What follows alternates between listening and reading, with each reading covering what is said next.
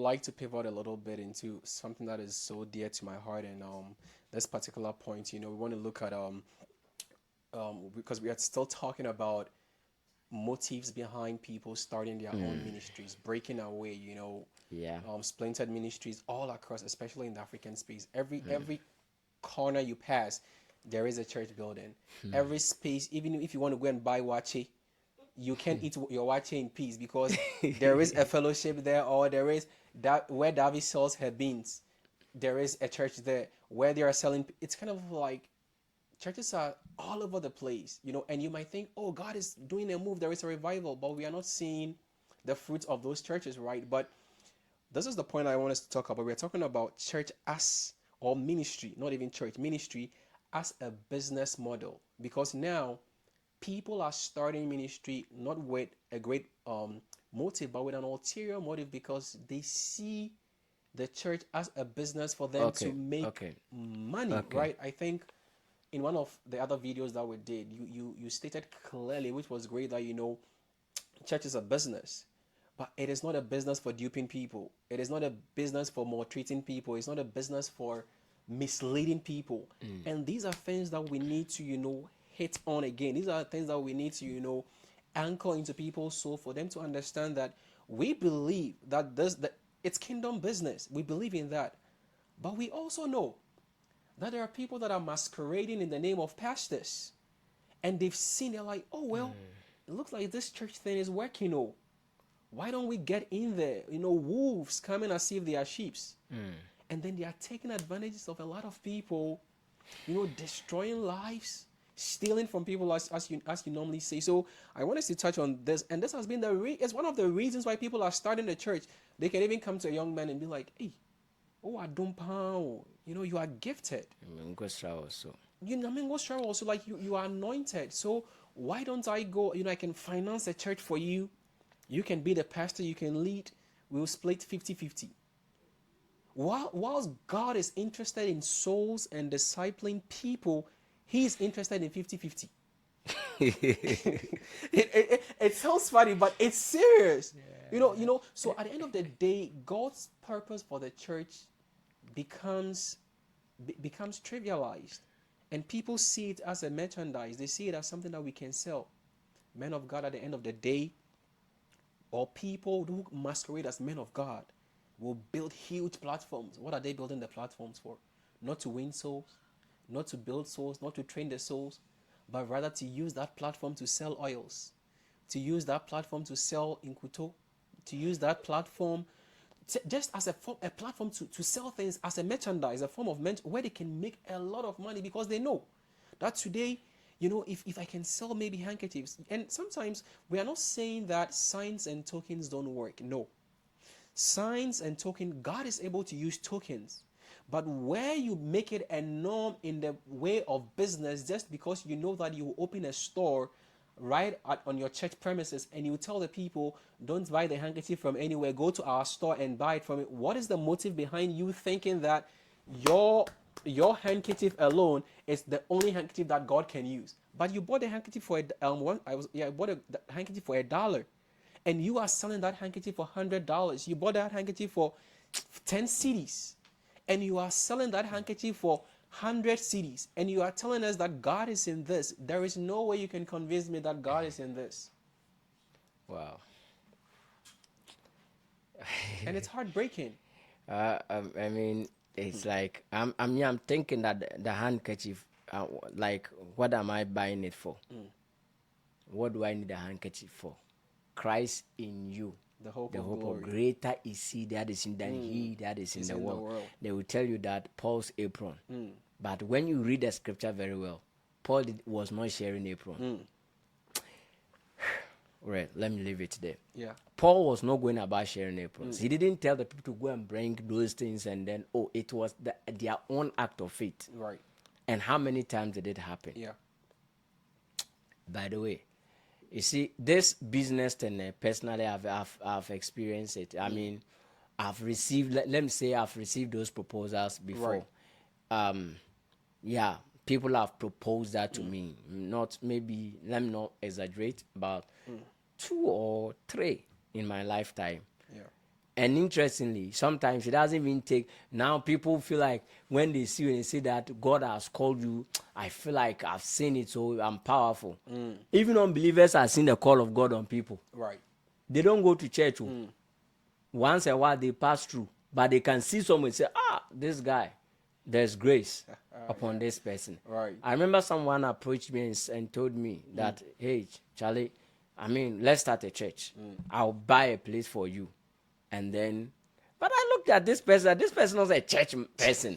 So how come this person? And then the next time he came again and he said it, and he said, Charlie, right now I saw this go move. So, I see. Then he went on and said, but you can preach. You are good. He said, you are good. You are good. He was encouraging me. Yeah. And at this point in time, this person I'm talking about he had money. And at that time too, it was a nice ground. By the way, I said, I'm better today than I was yesterday. So there has been an improvement. But what I'm saying that time, and I needed it badly, but not the way it was presented to me. You see it? Yeah. And there have been a couple of times where some people came to me, and then like I mentioned this one, and some of them they will say it casually to see if you will succumb to it. So they will tell me, can we start church? If we start church, I will sponsor it. I'll bring this and that. Yeah. Now, as soon as you sign into that, what happens is that because now you have agreed to do that, the person is also going to control what to teach. The person is going to tell you at a point what to say and what not to say. Right. Because there are things when you say, there are things if you continue to say, the profit won't come. The church will not become profitable. And so those who are business driven, they'll bring business ideas and stuff and structure the thing very well. And if they have to brand it, they will brand it there's nothing wrong with branding. At all. I have no problem with, if you're a pastor and then your business mind works very well, you can use it to do ministry for God powerfully. People have problems with that. I don't have any problem with that. You see, it's not about, it's the motive. People can do things in a way you may think that they are doing the work of God, but their motive is so wrong. It's wrong. Yeah. The heart is wrong. You see what I'm saying? So it's not about because I have that business instinct, or maybe I did business in school. And when God called me into ministry, because I've learned business, I could see that, wow, I did business. This works, that works, and all of that. And I'm doing it with a good will and whatever I'm doing is helping, is pushing the work of God. Somebody is sitting there and then he comes and you only see the business model in here. Someone doesn't know anything about business, but he's going in a raw way. And then he go no branding, nothing. He's moving on, but he's doing worse, like he's doing bad things from the beginning. He's there to take advantage of the people. But this guy who has business background from the beginning, he's using all his intelligence to do the work for God. Right. And from the beginning, his motive has been right. You can judge him. Your judgment will not go anywhere. Yeah. You see the point? Yes. But we are talking about people who from the beginning they've entered into the church platform purposely to make business, to make money. And that's why they are there. So everything they are doing, they are looking for ways to take and then get the profits that they are getting. So I have been approached by a couple of people. They've told me to go into ministry. They will pay for it, and then I declined because I would never do that. So I didn't do it. And sometimes when people say that, oh, one day when you see money, you will change. It's hard for me to understand that because some of the opportunities came at a time when I was really struggling. In fact, I remember one time, even a teacher was giving me opportunity, and for him, his own was genuine. But I looked at it and I spoke with my father. My father agreed because they were going to sponsor me, right? Full scholarship to the university. And my father, at the time, he knew he couldn't pay for me to go. Yeah. So if somebody is saying that I should just come to the church and sing, and they will pay for my school fees and everything, I should come. And at that time, I sat down, I thought of it. My church was in a classroom. These people, they were in their own land. And they are going to sponsor me, buy the things I will need and all of that. Not for even business, but they wanted to help me. But then these teachers realized that I have the gift, and they needed the type of gift that I had. So they are going to offer me that opportunity. So as long as I'm there and I'm serving that gift, they will also be helping me, which is a good deal. But I declined because I sat and I thought of it. So anytime I will be singing, it will be because these people are helping me. Yeah. So if at a point in time I have to move from that dimension or move to different, I can't do it all because I have to. And then when I'm doing this thing, it's like in my mind, it is for this purpose. Okay, why can't they help me and still go on with what I have to do? Yeah. Well, anyway, but then I won't do. Because where I am, I'm doing something, I'm serving a purpose that I love. And frankly speaking, I got a lot of training. There are many things I know today because I stayed in that classroom. And I learned so many things for those years. I mean, about 7 years in classroom. I enjoyed it. And I learned so many things I couldn't have learned it anywhere else. So I didn't. These are offers. And guess what? I couldn't go to in secondary school the year I was supposed to go because of finance. Right. And aside the finance, I didn't get the school that I wanted to go, of which I was looking for ways to enter. I didn't get because I didn't have the means. Yeah. The l'argent is not there. And these are people who can make way for you to get to the a better school. Okay, when I finished secondary school, I couldn't enter into the university or the tertiary straight away. Yeah. Why? Because the kudi l'argent, it wasn't there. Financial difficulties. Right. I could not go to school outright, right? And then these offers are coming. Why don't you go? Your friends are going. Why don't you go?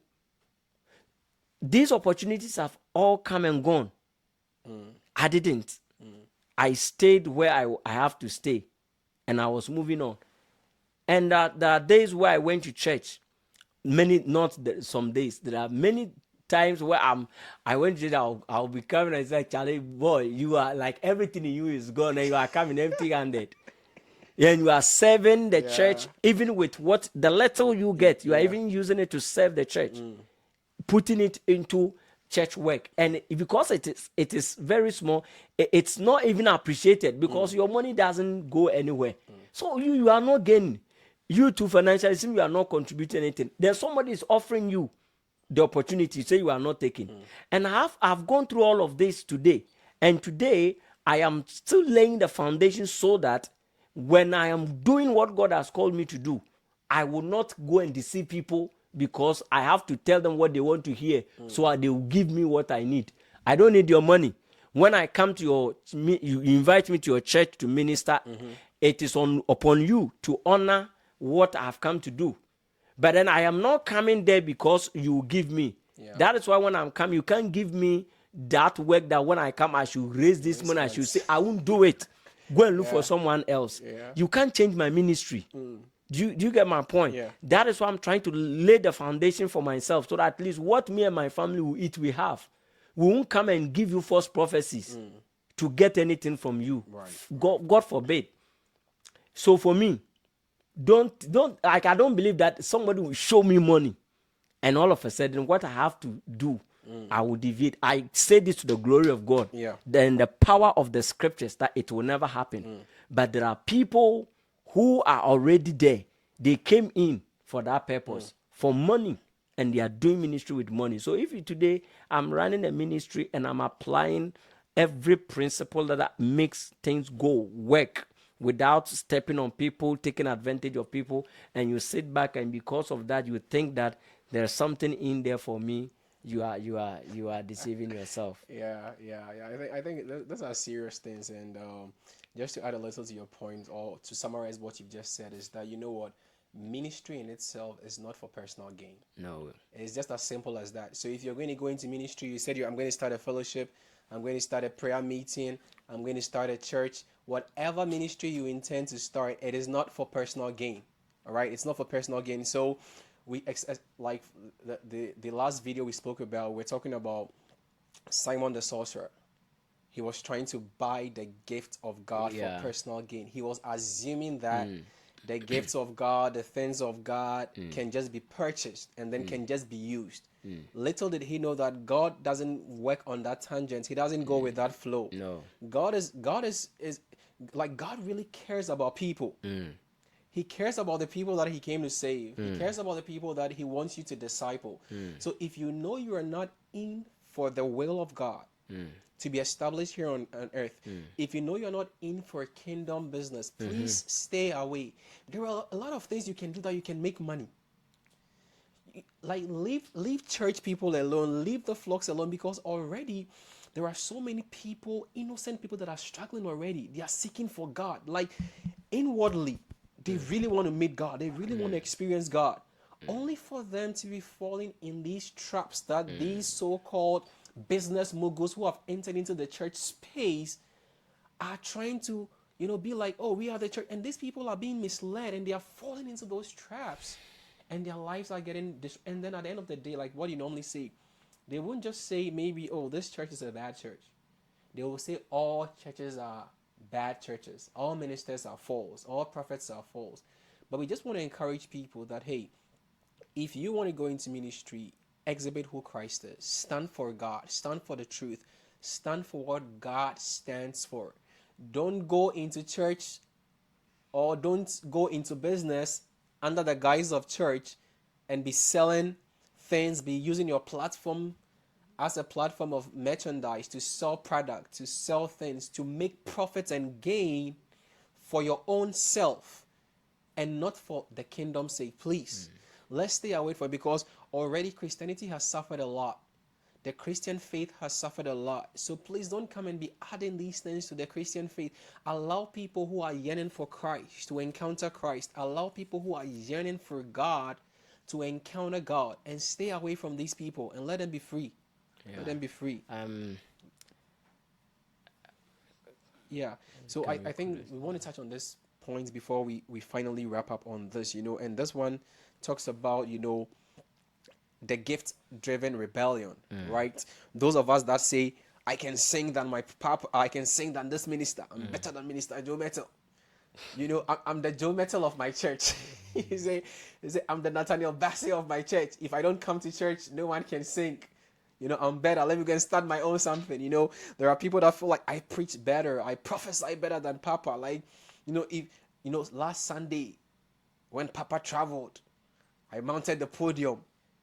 You can ask the people. I was prophesying.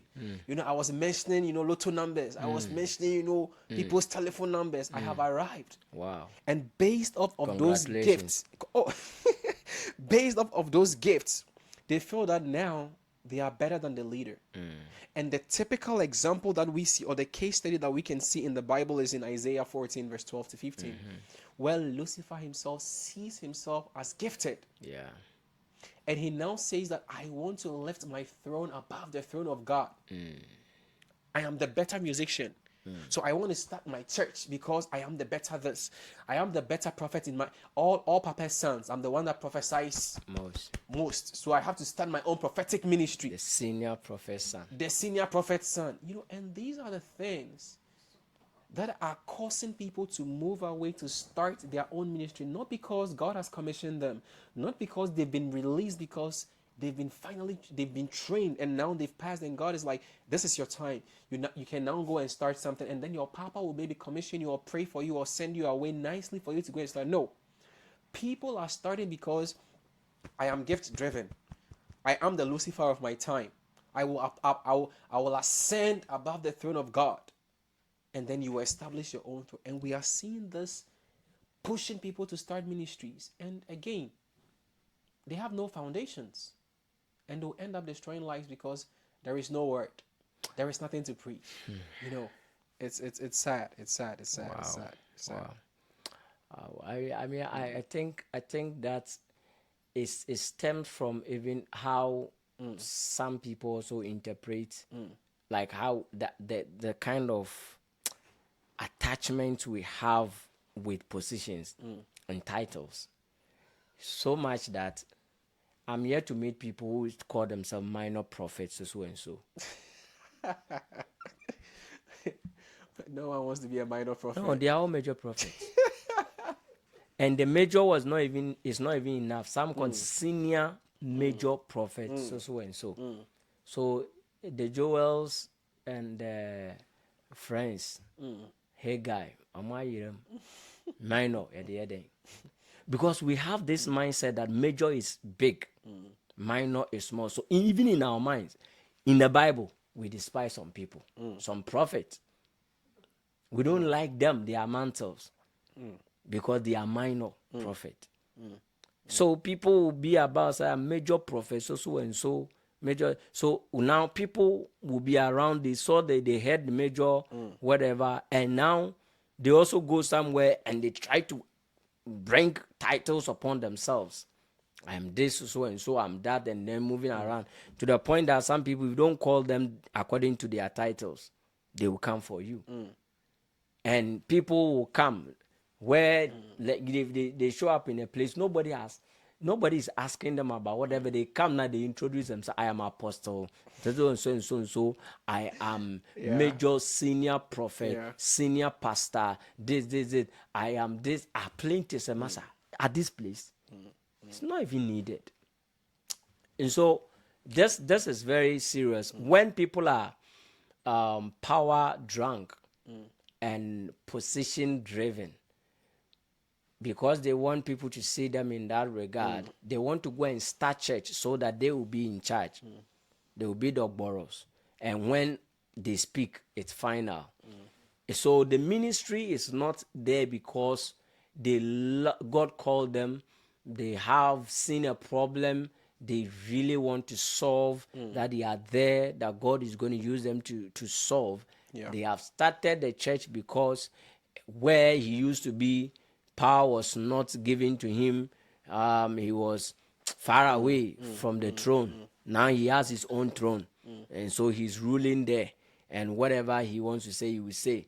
When the money comes, he decides what they will use and what will go to his house and all that, So we shouldn't, if we are serving God, if he has called you to be an apostle, you're an apostle. No matter what I say, if God has genuinely called you to be an apostle, we can all come against you. You are an apostle. You're an apostle, yeah. If no matter what we say, if God called you to be a pastor, it will not stop it. If God said you are a teacher, you are a teacher, whether we like it or not. All you need to do is go and get the required training. And even there are some things we need to even look at. If you're going to start something like a church, God has called you to start a church. Try and learn as much as you can from the right places you can learn. Sometimes you may not get the type of church or the way you want to, you may not get it entirely though, but if you get to know that you just learn, then you learn some from here, you put them together, then you do what you have to do. And you also have to understand that if you are waiting for a certain man of God to lay hands on you to release you, he will release you when half of your hair has turned into white. We have to be careful with that. That is not the topic for today. But you see, like some people are wicked though. So that is why sometimes people have to go. Because there are some men, they say, and I say, me release, I'll bet what's up, bro. You see, they know they will never release you. They will move around and then they also say things to put fear and no, don't go to those people. Don't stay. When you see, run away from there. Go. There are men of God there who are so happy. They are building people, but sometimes because of our arrogance, we can't stay under them. We won't go there. But there are always genuine people. and you are suffering, you are struggling in ministries, God has called you to be a teacher. Yeah. You don't know how to go about it. Please look around. You'll find right places, or go to any man of God. There are some churches, they are men of God, they are not there for your money. Look, you can, like, there are some churches today you can count on, go to them, they are men of God there. They're not there for your money. And maybe you are not even in their church. Go to them. And sometimes check men of God who are learning so well. Let them give you counsel Yeah. on what to do.